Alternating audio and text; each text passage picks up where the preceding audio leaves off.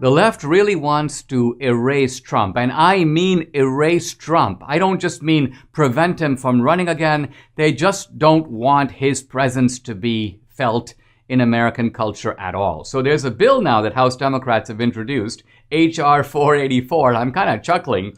It prevents Trump's name for being used on federal projects, to name federal buildings, for any federal statues, or any lands being named after Donald Trump. You know, it's customary to name Navy ships and highways and all kinds of things after presidents. They want to make sure Trump doesn't get this honor.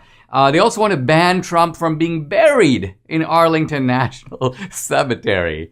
I mean, Trump has a way of getting to these people like I've never seen. He's almost like the exorcist, you know? He comes in with this holy water, and these people are like, argh! They respond with this kind of insane derangement and ferocious, ghoulish reactions. I mean, it's almost fun to watch. Now, in my book, United States of Socialism, I kind of warned this was going to happen because I knew the effect that he had on these people. I wrote this: if Trump loses in 2020, the left will treat his term as a regrettable blip, a moment in history when Americans lost their mind and then returned to their senses. There will be a comprehensive effort to sweep away everything connected with Trump, to wipe away not only the Trump stain, but to discredit all of us who ever said anything positive about Trump.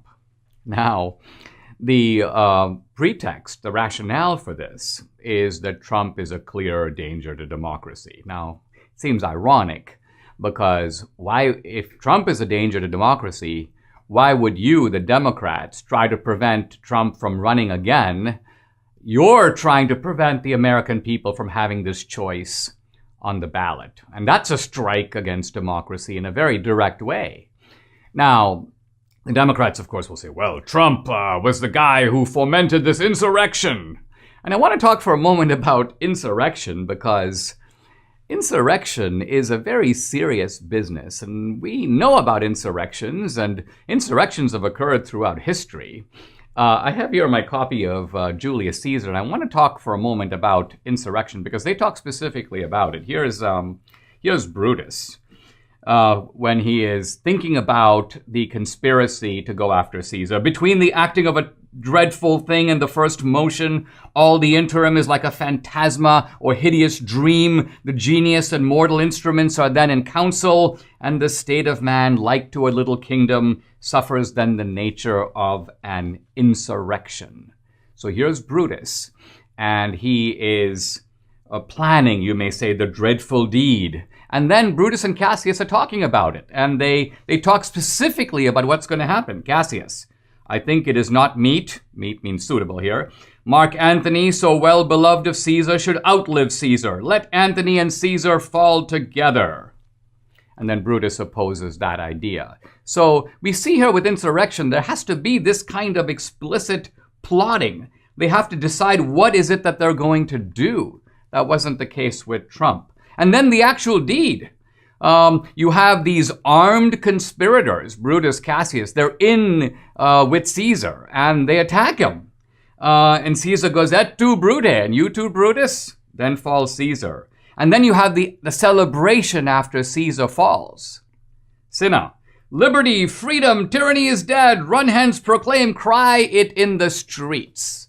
So here we have coup, conspiracy, insurrection. This is not what happened on January 6th. In fact, if Shakespeare were to write about what happened on January 6th, his way, it would be something like this.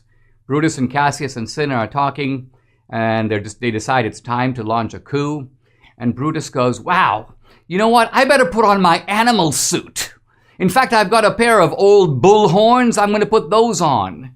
And then Cinna goes, I don't think any of us need any weapons. What's the point of weapons? Why don't we just go in there unarmed? We can have an unarmed coup. And then Cassius goes, you know what? It's going to be really fun. I'm kind of hoping to make off with Caesar's podium. It'll be really fun. And I'm going to bring my portrait painter so he can make pictures of me doing it, kind of the ancient equivalent of the selfie. What I'm trying to get at here is that if Shakespeare were to do that, Julius Caesar would have been a comedy. It would be laugh out loud. It would be a spoof. It would be Saturday Night Live for the Renaissance era. Insurrection requires planning beforehand. It requires bloody and armed execution. It requires a certain kind of exaltation and planning for the aftermath. And clearly none of that was even present here. So it's not even a matter of Trump fomenting an insurrection. It wasn't even an insurrection.